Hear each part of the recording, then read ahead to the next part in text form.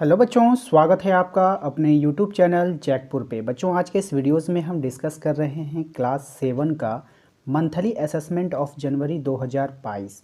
यानी कि जनवरी 2022 में जो आपका मंथली असेसमेंट होने वाला है या फिर आपका जो फाइनल एग्ज़ाम होने वाला है उसका मासिक मूल्यांकन जनवरी और फाइनल एग्ज़ाम का ये प्रैक्टिस सेट है। क्या है बच्चों? ये प्रैक्टिस सेट है। ठीक है, इसमें हम आपको तैयारी कराएंगे आपके फाइनल एग्ज़ाम के लिए, आपके मासिक मूल्यांकन के लिए और आपके बेसिक नॉलेज को बढ़ाएंगे। ठीक है बच्चों, तो ये वीडियो जो है आपके लिए काफ़ी इम्पॉर्टेंट है। वीडियो में जो है आपको शुरू से लेकर अंत तक बने रहना है और बहुत कुछ सीखने को मिलेगा आज के इस वीडियोज़ में आपको। तो आप हमारे वीडियोस पे बने रहिए। यदि आप हमारे चैनल पे पहली बार आए हैं तो चैनल को सब्सक्राइब कर लीजिए, घंटी के बेल आइकन को दबा दीजिए अगली वीडियोस की नोटिफिकेशन को पाने के लिए। चलिए बच्चों, स्टार्ट करते हैं हम आज का क्लास। बच्चों, आज के क्लास में हम डिस्कस कर रहे हैं, सबसे पहले हम लोगों ने गणित को लिया है। ठीक है बच्चों, ऐसा नहीं है कि यदि आपका एग्ज़ाम नहीं होगा तो आप जो है पढ़ेंगे ही नहीं। अगर आप पढ़ेंगे नहीं, अगर आप क्लास 7 के पढ़ाई को नहीं पढ़ेंगे अच्छे से, क्लास 7 के मैथ को अच्छे से नहीं समझेंगे, उसके बेसिक कॉन्सेप्ट को अच्छे से नहीं समझेंगे, तो आपको क्लास 8 में काफ़ी सारी प्रॉब्लम्स होने वाली है। यानी वहाँ पर आपको बहुत सारे मैथ समझ में नहीं आएंगे। ठीक है बच्चों, तो आप लोग मेहनत करना ना छोड़ें, आप अपने घर पे प्रिपरेशन करें और हमारे चैनल के साथ जुड़े रहें, क्योंकि आपके लिए अब ऐसी वीडियोस ही आती है जो आपके बेसिक नॉलेज को बढ़ाती है। तो चलिए ज़्यादा देर ना करते हुए अपने टॉपिक पे आते हैं। बच्चों, हमारा जो पहला सवाल आप देख पा रही है गणित से लिया गया है और इसमें आपसे पूछा जा रहा है सबसे पहला सवाल कि त्रिभुज के तीनों कोणों का योग कितना होता है। तो बच्चों, सबसे पहले अगर हम डिस्कस करें, अगर हम बेसिक से स्टार्ट करें, थोड़ा सा धैर्य बनाए रखिएगा। ठीक है, आगे भी बहुत अच्छे अच्छे सवाल हैं, हम आपको बता देते हैं। फिगर वाले भी सवाल हमने शामिल किया है, तो शुरू से लेकर अंत तक बने रहिए और एक एक बात को हमारे बढ़िया से आप समझिए। ठीक है, सबसे पहले आप समझिए कि ये जो है हमारा त्रिभुज है। क्या है बच्चों? ये हमारा त्रिभुज है। बच्चों, त्रिभुज हम उसे कहते हैं जिसकी 3 भुजाएं होती है। आप देख पा रहे हैं इसके 3 भुजाएं हैं। ठीक है, और इस प्रकार से हम लोग इसका नाम देते हैं ए, इसे हम दे देंगे बी और इसे दे देंगे सी। तो आप देख पा रहे हैं एक त्रिभुज है जो ए बी और सी। ठीक है, और इसकी ये भुजाएं हैं। इसकी एक भुजा देखिए यहाँ से ए बी है। ठीक है, दूसरी भुजा आप देखेंगे बी सी है और तीसरी भुजा आप देखेंगे ए सी है। ठीक है, तो इसकी 3 भुजाएं हैं। ठीक है, और इसके 3 कोण भी होते हैं बच्चों। और वो कौन कौन कौन से हैं यहाँ देखिए, एक बार कोण यहाँ बनेगा, एक कोण यहाँ बनेगा और एक कोण यहाँ बनेगा। तो सवाल में आपसे पूछा जा रहा है कि इन तीनों कोणों को अगर हम जोड़ें तो वो कितना डिग्री होगा। तो बच्चों, किसी भी त्रिभुज का तीनों कोणों का जो योग होता है बच्चों, वो 180 डिग्री होता है। ठीक है, ये काफ़ी इंपॉर्टेंट रहेगा आपके एग्ज़ाम के लिए, आपके बेसिक नॉलेज के लिए, तो इसे याद रखेंगे। यानी 1 नंबर का जो आंसर हो जाएगा बच्चों, वो कितना हो जाएगा? 180 डिग्री। ठीक है बच्चों, क्या कहेंगे? 180 डिग्री। और ये जो छोटा सा यहाँ पे गोल ऐसा रहता है ना, उसे ही हम लोग डिग्री में लिखते हैं। ठीक है, देखिए 180 लिख दीजिएगा और यहाँ पर एक छोटा सा डिग्री लिख दीजिएगा, तो इसे ही हम लोग कहते हैं 180 डिग्री। ठीक है बच्चों, चलिए अगले सवाल पे चलते हैं। बच्चों, हमारा अगला सवाल है, एक त्रिभुज की कितनी माध्यिकाएं हो सकती है।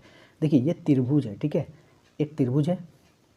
अब माध्यिकाएं को समझिए, ये त्रिभुज है तो हमने आपको बताया था त्रिभुज। अब इसके माध्यिकाएं का मतलब माध्यिकाएं, माध्यिकाएं मध्य, मध्य मतलब बीच, बीच से आप जो कितने भी आप यहाँ से डालिएगा तो कितने माध्यिकाएं बनेंगी बताइए। तो एक यहाँ बना, एक यहाँ बना और एक यहाँ बना, तो एक त्रिभुज की 3 माध्यिकाएं हो सकती है। ठीक है, कितनी हो सकती है? 3 हो सकती है। तो इसका आंसर भी बच्चों आपका हो जाएगा 3। ठीक है, याद रखेंगे।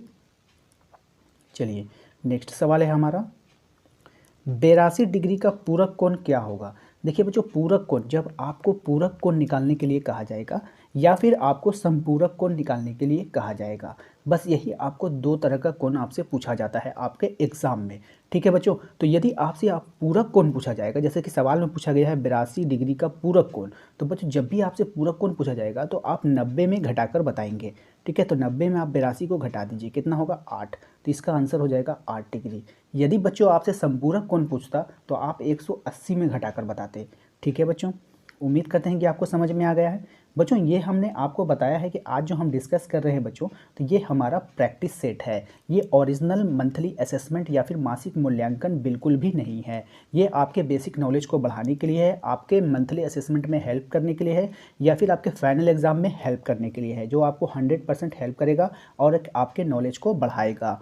बच्चों, अगर आपके पास क्लास 7 का मंथली असेसमेंट जनवरी का कोई भी क्वेश्चन आपको स्कूल के माध्यम से पहुंचती है आपके मोबाइल पर, तो आप हमें दिए गए नंबर पर ज़रूर आप हमें सेंड कर दें, यानी कि व्हाट्सअप कर दें। तो बच्चों हमारा जो नंबर है वो है हमारा 9798054010। इस नंबर पे आपको क्या करना है बच्चों, अपना क्वेश्चन को सेंड कर देना है, ठीक है, यदि आपके पास जनवरी का क्वेश्चन आता है। ठीक है बच्चों, या किसी भी प्रकार की इंक्वायरी हो, यही आप कोई सवाल पूछना चाहते हैं तो आप मैसेज के माध्यम से इस नंबर पे पूछ सकते हैं। ठीक है बच्चों, तो चलिए अपने अगले सवाल की ओर चलते हैं। बच्चों हमारा अगला सवाल है कि आकृति में कोण BOC का x डिग्री है। आप देख पा रहे हैं कि ये जो आकृति है, ये जो फोटो आपको दिया गया है, यहाँ पर जो है BOC, देखिए B यहाँ पे है तो यहाँ से यहाँ गया, फिर यहाँ से यहाँ गया, तो ये जो BOC है वो x डिग्री है। इस x डिग्री का वैल्यू आपको बताना है कि कितना होगा। तो बच्चों इस सवाल को समझने के लिए सबसे आसान तरीका यही है कि आप थोड़ा सा बेसिक को समझ लें। ठीक है, तो बेसिक क्या है बच्चों, देखिए कोई भी रेखा है, ये क्या है बच्चों, कोई भी रेखा है, और इस रेखा पर यहाँ से यहाँ तक का जो एंगल बनता है बच्चों वो 180 डिग्री का बनता है। अब आपको समझ में नहीं आ रहा है तो हम आपको बता देते हैं कि आपने एक फिगर को देखा होगा, इस तरह से त्रिभुज का फिगर देखा है ना आपने। तो बच्चों इस तरह से जो त्रिभुज का फिगर देखा है वो हमेशा 90 डिग्री का बनता है। ठीक है, और एक फिगर इस तरह से बनता है तो ये भी हमेशा 90 डिग्री का ही बनता है जो खड़ा होता है। अब देखिए बच्चों, अगर हमने 20 से लाइन खींच दिया और इस वाले पार्ट को अगर हम देखें तो यहाँ पर 90 बन रहा है, और इस वाले पार्ट को देखें तो यहाँ पर भी 90 बन रहा है, तो 90 90 कितना हो गया बच्चों, 180 डिग्री। इस प्रकार से बच्चों हम कह सकते हैं कि एक सरल रेखा में, यानी एक जो सरल रेखा है यहाँ से यहाँ तक कितने डिग्री का एंगल बनेगा, 180 डिग्री का एंगल बनेगा। अब बच्चों यहाँ पर सवाल आता है कि आपसे पूछा गया है x का वैल्यू। तो बच्चों यहाँ पर देखिए, अगर हम यहाँ से यहाँ तक की बात करें तो कितना बनेगा, 180, जिसमें आपका इस थोड़ा सा पार्ट में ये जो पार्ट है आपका ये 70 है और ये x है। तो बच्चों हम कह सकते हैं ना कि 70 डिग्री प्लस x बराबर 180 डिग्री होगा। हम कह सकते हैं ये 70 और ये x मिलाकर टोटल कितना हो जाएगा बच्चों, 180 डिग्री। अब यहाँ तक आपको समझ में आ गया। अब देखिए बच्चों हम करेंगे क्या, x का वैल्यू निकालना है, तो हम 180 में ये 70 को उधर भेजेंगे तो ये माइनस हो जाएगा। ठीक है, तो 70 जब x का वैल्यू आपका कितना निकल के आ जाएगा बच्चों, 110 डिग्री, है ना, 110 डिग्री। तो x का वैल्यू कितना हो गया बच्चों, 110 डिग्री, और यही आपका आंसर हो जाएगा। बच्चों यदि आपको क्लास अच्छा लग रहा है, क्लास समझ में आ रहा है, तो प्लीज़ वीडियो को लाइक कर दीजिए। ठीक है, आपके लाइक के लिए हम वीडियोस बनाते हैं, तो वीडियोस को लाइक कर दीजिए। चैनल पे यदि पहली बार आए हैं, चैनल को यदि आप पहली बार देख रहे हैं, हमारे वीडियोस को पहली बार देख रहे हैं, तो लाल रंग का जो सब्सक्राइब का बटन है उसे सब्सक्राइब जरूर कर दीजिए। चलिए अगले सवाल की ओर बढ़ते हैं। बच्चों हमारा अगला सवाल देखिए उसी चित्र से लिया गया है। ठीक है, आपको इसमें बताना है, अब जिन बच्चों को वो ऊपर वाले सवाल को समझ में नहीं आया था, इस सवाल में उनका कॉन्सेप्ट बिल्कुल क्लियर हो जाएगा। ठीक है, तो यहाँ पे ध्यान देंगे, यहाँ पे भी एक रेखा है और यहाँ से यहाँ तक का जो एंगल है वो 65 डिग्री है, ये वाला x है और ये वाला 35 है। तो आपको इस x का वैल्यू आपको बताना है। तो चलिए बच्चों अब हम क्वेश्चन को हल करते हैं। सबसे पहले बच्चों हम आपको बता दें कि जो सीधी रेखा में कितने डिग्री कोण होता है, 180, यानी यहाँ से यहाँ तक का जो एंगल बनेगा 180 बनेगा। इसलिए हम बच्चों यहाँ पे लिख सकते हैं कि 65 degree plus x degree plus 35 degree plus total मिलाकर कितना हो जाएगा बच्चों, 180 डिग्री हो जाएगा। ठीक है, समझ में आ गया। अब हम क्या करेंगे बच्चों, इस 35 को और ये 65 को जोड़ दीजिए, 5 और 5 10 का 0, 1 बचा, 6 3 9 और 1 10, यानी टोटल हो गया बच्चों आपका 100 डिग्री। अब प्लस x बराबर 180 डिग्री। हम क्या करेंगे बच्चों, x का वैल्यू निकालेंगे, तो 180 में इस 100 को माइनस कर देंगे, तो टोटल हमारा जो आंसर निकल कर आ जाएगा बच्चों, x बराबर क्या आ जाएगा, 180 में 100 घटाएंगे तो 80 डिग्री। यानी आपका जो आंसर निकल कर आने वाला है, x का जो वैल्यू निकल कर आने वाला है वो कितना आने वाला है बच्चों, 80 डिग्री। आप इस सॉल्यूशन को उतार लें, यदि आप उतार लेते हैं तो फिर आप क्वेश्चन बाद में भी उतार सकते हैं। तो आप सबसे पहले सॉल्यूशन को उतार लें। ठीक है, चलिए फिर हम अगले सवाल की ओर बढ़ते हैं। बच्चों हमारा अगला सवाल है कि यदि आयत की लंबाई 4 सेंटीमीटर, चौड़ाई 3 सेंटीमीटर हो तो आयत के विकर्ण का परिमाप क्या होगा। देखिए बच्चों आपसे सवाल पूछ रहा है कि एक आयत है, ठीक है, एक आयत है, ठीक है, तो आपसे पूछा है कि यदि आयत की लंबाई 4 सेंटीमीटर है, यानी यहाँ से यहाँ 4 सेंटीमीटर है और उसकी चौड़ाई जो है वो 3 सेंटीमीटर है, यानी 3 सेंटीमीटर ये चौड़ा है, 4 सेंटीमीटर ये लंबा है। तो उसके विकर्ण की लंबाई क्या होगी बच्चों? विकर्ण किसको कहते हैं आप समझ लीजिए, ये जो बीच से कोना कोना मिलता है इसे हम विकर्ण कहते हैं। आपसे इसी विकर्ण की लंबाई आपसे पूछा है। ठीक है बच्चों, यहाँ तक आपको समझ में आ गया। अब एक और बात आपको हम बताते हैं जो आपके बेसिक नॉलेज के लिए काफ़ी इंपॉर्टेंट है। आप एक त्रिभुज के बारे में पढ़ते थे, ठीक है, आपको ये दिया रहता था, ये दिया रहता था और ये आपको निकालना रहता था। तो यहाँ पर हम लोग पाइथागोरस प्रमेय लगाते थे, ठीक है। कर्ण का स्क्वायर बराबर लंब का स्क्वायर जोड़ आधार का स्क्वायर, और इस कर्ण को हम विकर्ण भी कहते हैं, ठीक है।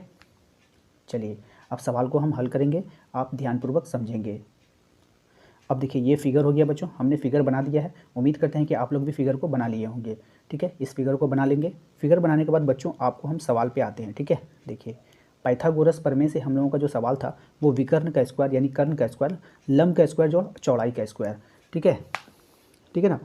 तो यानी कि ये जो पाइथागोरस प्रमेय हम लोगों ने लगाया है वो फोटो के अकॉर्डिंग लगाया है ना। तो ये जो चौड़ाई है, देखिए ये चौड़ाई कहाँ से आया, देखिए ये आपका फिगर है, तो ऐसा फिगर था, तो ये लंब था, है ना, ये लंबाई था, ये चौड़ाई था, ठीक है। तो ये चौड़ाई को ही हम लोग क्या माना, आधार को ही हम लोग क्या मानते हैं, चौड़ाई मानते हैं। तो ये आधार हुआ, तो वही आधार की जगह पे हम लोगों ने चौड़ाई लिख दिया है, ठीक है। और लंब की जगह में लंबाई लिख दिया है, ठीक है। समझ में आ गया। अब चलिए, अब लंब का स्क्वायर था तो लंबाई कितना था, 4 का स्क्वायर कर देंगे, चौड़ाई 3 का स्क्वायर कर देंगे, ठीक है ना। सॉरी ये चौड़ाई है आपका, तो चौड़ाई 3 का स्क्वायर हो जाएगा, ठीक है। तो अब इसको आप सॉल्व करेंगे, ठीक है ना। 4 चौके 16, 3 दिया 9, तो 16 9 कितना हो जाएगा बच्चों, 25 हो जाएगा, ठीक है। 16 9 कितना हो गया बच्चों, 25 हो गया। अब देखिए हम यहाँ पे विकर्ण का स्क्वायर है, जब आप स्क्वायर को हटाएंगे ना तो ये बगल वाले नंबर पे क्या हो जाता है बच्चों, रूट चढ़ जाता है। बगल वाले नंबर पे क्या हो जाता है, रूट चढ़ जाता है। और रूट को निकालने का नियम होता है कि आप इस 25 को लाना है दो संख्याओं को गुना करके। तो दो संख्याओं को गुना करके हम क्या लाएंगे, 5 गुना 5 25, और दो संख्याओं पर एक संख्या क्या होती है बच्चों, बाहर हो जाती है। और इसी प्रकार आपका जो आंसर हो जाएगा 5 सेंटीमीटर इसका आंसर हो जाएगा। तो उम्मीद करते हैं कि बच्चों आपको आज का ये क्लास बिल्कुल पसंद आया है। क्लास पसंद आया, वीडियो को लाइक कीजिए, चैनल पर यदि पहली बार आए हैं चैनल को सब्सक्राइब कर लीजिए, घंटी के बेल आइकन को दबाना ना भूलें। इससे होगा ये कि जब भी आपके लिए कोई भी वीडियोस बनेगा तो उसका नोटिफिकेशन आपको मिल जाया करेगा। चलिए मिलेंगे अपने अगले क्लास में। Thank you.